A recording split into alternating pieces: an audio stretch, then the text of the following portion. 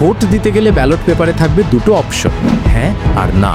কিন্তু আপনি কি আদৌ জানেন এই যে না সিলটা মারবেন সেটা আসলে কিসের বিরুদ্ধে যাচ্ছে? কিংবা হ্যাঁ বললে আপনার ঘাড়ে ঠিক কি কি দায়িত্ব আসবে? এটা কি রাষ্ট্রের খোলস পুরোপুরি বদলে ফেলার এক বিশাল আয়োজন? জনগণ যদি কোনো কারণে এই গণভোটে না জিতিয়ে দেয় তাহলে কি সব আয়োজন নষ্ট হয়ে যাবে?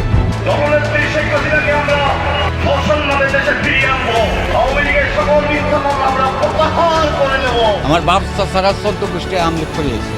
আপনি? আমিও আমলিক করি। তাদের আওয়ামী লীগ করতো, তারা এখন কেমন আছে? আছি আর কি। আমরা তো মারামারিতে যাইনি, কেন ফেসাদ করতে যাইনি, কিন্তু আমরা তো ভোলাই বেড়াচ্ছি। ভিডিওর কিছু অংশ প্রথমে দেখে নিশ্চয়ই বুঝতে পেরেছেন ভিডিওটি খুবই গুরুত্বপূর্ণ হতে যাচ্ছে। আসলে কি হতে যাচ্ছে সেটি দেখতে ভিডিওটির সাথেই থাকুন। কারণ এবারের গণভোট কিন্তু অতীতের মতো প্রেসিডেন্টকে ভালো লাগে কিনা টাইপের সাদামাটা নির্বাচন নয়। এর পেছনে আছে 84টি সংস্কার প্রস্তাবের এক বিশাল তালিকা, যা আপনার আমার দৈনন্দিন জীবন থেকে শুরু করে রাষ্ট্রের সর্বোচ্চ ক্ষমতার গদি সবকিছুকেই নাড়িয়ে দিতে পারে। রাজনীতি মানেই হচ্ছে ধোঁয়াশা, কিন্তু এবারের ধোঁয়াশাটা একটু অন্যরকম। এর আগে এই দেশে 3 বার গণভোট হয়েছে, 77 সালে জিয়ার আমলে, 85 সালে এরশাদের আমলে আর 91 সালে খালেদা জিয়ার সময়।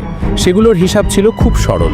সোজা কথায়, আমি ক্ষমতায় আছি বা থাকতে চাই, তোমরা কি রাজি? প্রায় 99% লোক তখন হ্যাঁ বলে দিত। কিন্তু এবারের প্রেক্ষাপট সম্পূর্ণ আলাদা। সামনের গণভোটে যদিও ব্যালটে প্রশ্ন মাত্র গুটি কয়েক, কিন্তু এর ভিত্তি বিশাল। জুলাই সনদ নামের এক দলিলে মোট 84টা সংস্কারের কথা বলা হয়েছে।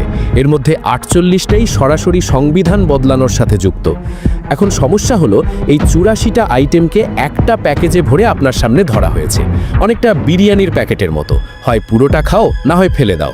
আপনি হয়তো হান্ডি বিফ পছন্দ করেন, কিন্তু রোস্ট পছন্দ করেন না। এখানে কিন্তু সেসব বেছে নেওয়ার কোনো সুযোগ নেই। হয় সবগুলোতে হ্যাঁ, নয়তো সবগুলোতে না।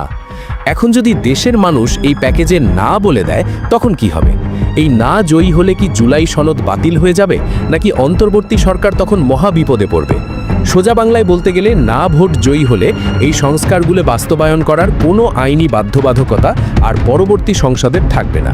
নেতৃত্বাধীন আওয়ামী লীগ সরকারকে নিয়ে বেশ কিছু চাঞ্চল্যকর তথ্য দিয়েছে যুক্তরাষ্ট্র। কি সেই তথ্য জানাচ্ছেন শাহাদাত রিফাত। রাত পোহালেই নির্বাচন, কিন্তু প্রশ্ন একটাই, 12 তারিখের নির্বাচন কি আদৌ সুষ্ঠু হবে, নাকি পর্দার আড়ালে তৈরি হচ্ছে এমন এক পরিকল্পনা যার ফল ভোগ করবে পুরো দেশ? দেশের 90% মানুষ যখন চায় নির্বাচনে আওয়ামী লীগের অংশগ্রহণ, তখন আওয়ামী লীগ ছাড়া নির্বাচন চাপিয়ে দেওয়ার চেষ্টা কেন?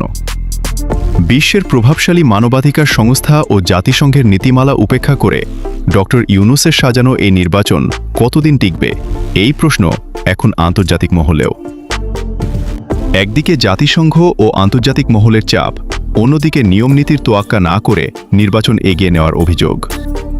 ডক্টর ইউনূসের প্রশাসন কি তবে জামায়াত ইসলামের সহযোগিতায় একটি পাতানো নির্বাচনের পথে?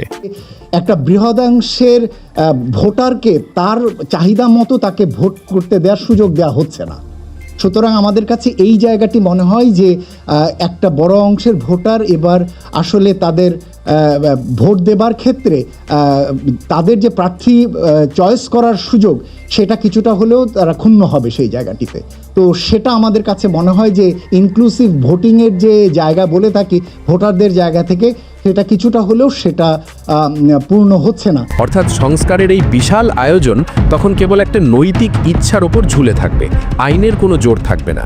এক কথায়, যদি নায়ের পাল্লা ভারী হয়, তবে রাষ্ট্র সংস্কারের এই পুরো প্রক্রিয়াটাই এক বিশাল বড় প্রশ্নবোধক চিহ্নের মুখে পড়ে যাবে। তখন না থাকবে এই সনদের কোনো সাংবিধানিক ভিত্তি, আর না থাকবে পরিবর্তনের কোনো আইনি কাঠামো। আচ্ছা, এই যে দ্বিকক্ষ বিশিষ্ট সংসদের কথা বলা হচ্ছে, এটা ব্যাপারটা আসলে কি? এতদিন আমরা জানতাম আমরা ভোট দেই, এমপি নির্বাচিত হয়, তারা সংসদে গিয়ে আলোচনা বিতর্ক করে আর আইন বানায়। এটাকে বলা হয় এক কক্ষ বিশিষ্ট সংসদ।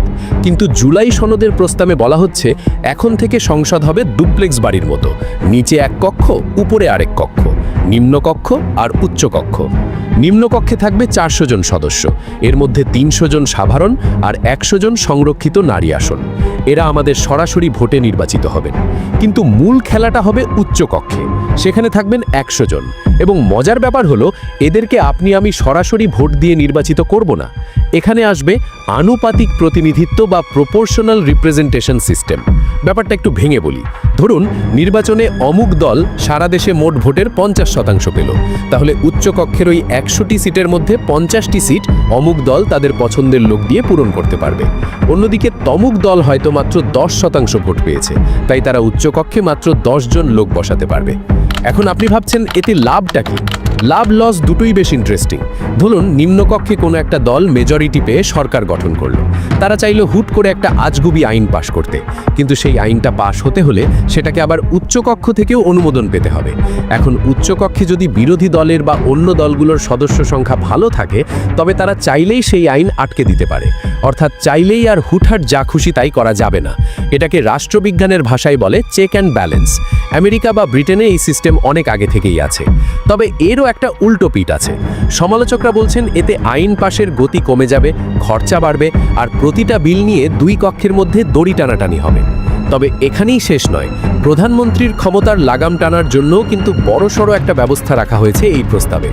আমাদের সংবিধানে প্রধানমন্ত্রীর মেয়াদের কোনো সীমা ছিল না, একজন চাইলে আজীবন প্রধানমন্ত্রী থাকতে পারতেন। কিন্তু নতুন প্রস্তাবে বলা হচ্ছে একজন ব্যক্তি জীবনের সর্বোচ্চ 2 মেয়াদে বা মোট 10 বছরের বেশি প্রধানমন্ত্রী থাকতে পারবেন না। শুধু তাই নয়, প্রধানমন্ত্রী একই সাথে দলের প্রধান পদেও থাকতে পারবেন না।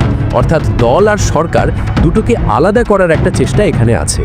এটা যদি সত্যি সত্যি বাস্তবায়িত হয়, তাহলে বাংলাদেশের রাজনীতিতে যে একনায়কতন্ত্র বা ব্যক্তিকেন্দ্রিক রাজনীতির চর্চা, সেটাতে একটা বড় ধাক্কা লাগবে। রাষ্ট্রপতির ক্ষমতা নিয়েও কিন্তু বেশ বড়সড় রদবদল প্রস্তাব করা হয়েছে এই প্রস্তাবে। এতদিন রাষ্ট্রপতি অনেকটা দাবার বোর্ডের নীরব দর্শকের মতো ছিলেন। প্রধানমন্ত্রীর পরামর্শ ছাড়া তিনি তেমন কিছুই করতে পারতেন না। কিন্তু জুলাই সনদ পাশ হলে রাষ্ট্রপতি নিজের ক্ষমতায় বেশ কিছু গুরুত্বপূর্ণ নিয়োগ দিতে পারবেন, যেমন জাতীয় মানবাধিকার কমিশন, নির্বাচন কমিশন বা দুর্নীতি দমন কমিশনের মতো গুরুত্বপূর্ণ জায়গাগুলোতে তিনি প্রধানমন্ত্রীর মুখের দিকে না তাকিয়েই নিয়োগ দিতে পারবেন। তবে রাষ্ট্রপতির একটা ক্ষমতা আবার কেড়েও নেওয়া হচ্ছে, সেটা হলো ক্ষমা করার ক্ষমতা। আগে দেখা যেত রাজনৈতিক বিবেচনায় ফাঁসির আসামিকে রাষ্ট্রপতি মাফ করে দিচ্ছেন। নতুন নিয়মে বলা হচ্ছে রাষ্ট্রপতি চাইলেই কাউকে মাফ করতে পারবেন না। ভিকটিম বা ক্ষতিগ্রস্ত পরিবারের সম্মতি ছাড়া রাষ্ট্রপতি কোনো অপরাধীকে ক্ষমা করতে পারবেন না। এটা একটা বিশাল নৈতিক পরিবর্তন। 12 তারিখ সামনে রেখে কঠোর হুঁশিয়ারি দিয়েছেন আওয়ামী লীগের সভাপতি শেখ হাসিনা। নিজেদের অস্তিত্ব রক্ষার সময় এসেছে, এই বার্তার পরই শুরু হয়েছে একের পর এক মাস্টার প্ল্যান। তাহলে কি হবে 12 তারিখে? আওয়ামী লীগের নেতাকর্মীরা কি হাত পা গুটিয়ে বসে থাকবে, নাকি নির্বাচনের মাঠে নামবে ভিন্ন কৌশলে? আওয়ামী লীগকে নির্বাচনী প্রক্রিয়া বাইরে রেখে ভারতে নির্বাসিত আওয়ামী লীগ নেতারা বাংলাদেশে রাজনৈতিকভাবে পুনরায় সক্রিয় হওয়ার পরিকল্পনা করছে, এমন তথ্য উঠে এসেছে আন্তর্জাতিক গণমাধ্যমের এক প্রতিবেদনে। এতে নতুন ছক কষছে তারা। আড়ালে দল পুনর্গঠন, সমর্থকদের সঙ্গে যোগাযোগ এবং দেশে ফেরার সম্ভাব্য পথ খোঁজার চেষ্টা চালাচ্ছেন।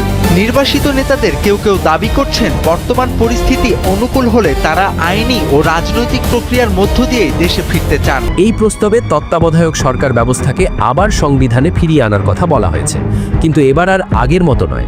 তত্ত্বাবধায়ক সরকারের প্রধান কে হবেন সেটা ঠিক করার জন্য সরকারি দল, বিরোধী দল আর দ্বিতীয় বৃহত্তম বিরোধী দলের মতামত নেওয়া হবে। মানে সবাই মিলেমিশে একটা নিরপেক্ষ লোক খুঁজে বের করবেন। শুনতে বেশ ভালোই লাগছে, তাই না? কিন্তু আমাদের দেশের রাজনৈতিক কালচারে সবাই মিলে একমত হওয়া যে কতটা কঠিন সেটা তো আমরা জানি। বিচার বিভাগের স্বাধীনতা নিয়েও অনেক কথা আছে এই 84 দফার তালিকায়। এতদিন হাইকোর্টের বিচারপতি নিয়োগ দিতেন প্রধানমন্ত্রী বা রাষ্ট্রপতি তাদের ইচ্ছে মতো।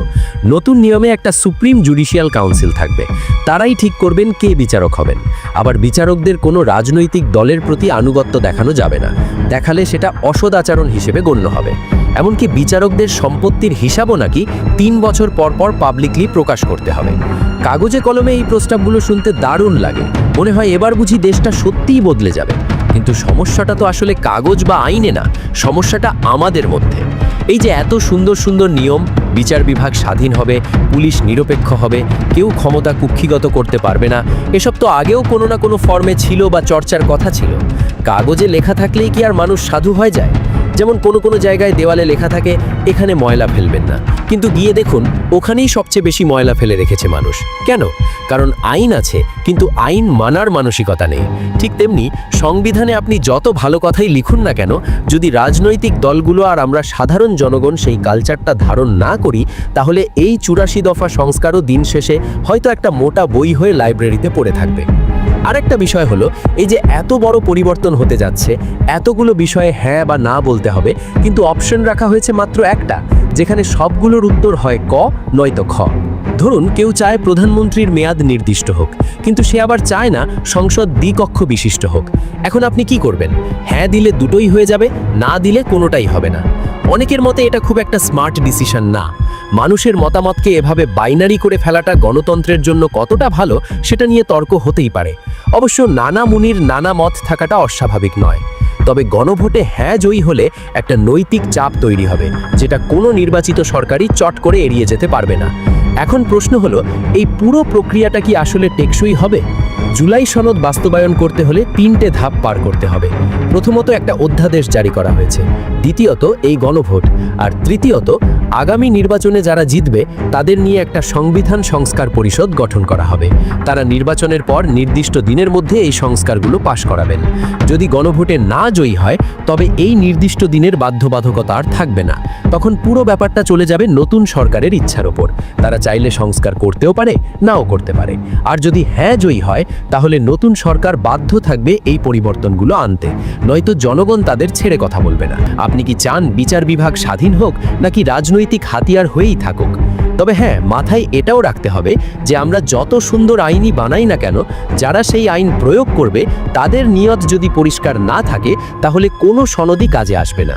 হুজুগে ভোট না দিয়ে বুঝে শুনে সিদ্ধান্ত নেওয়া। হ্যাঁ বলবেন নাকি না বলবেন সেটা একান্তই আপনার ব্যক্তিগত ব্যাপার, কিন্তু অন্তত এটুকু জেনে রাখুন, আপনার এই একটা সিলের উপর নির্ভর করছে আগামী দিনের বাংলাদেশের চেহারা কেমন হবে। একনায়কতন্ত্রের দিকে যাবে নাকি সত্যিকারের গণতন্ত্রের পথে হাঁটবে?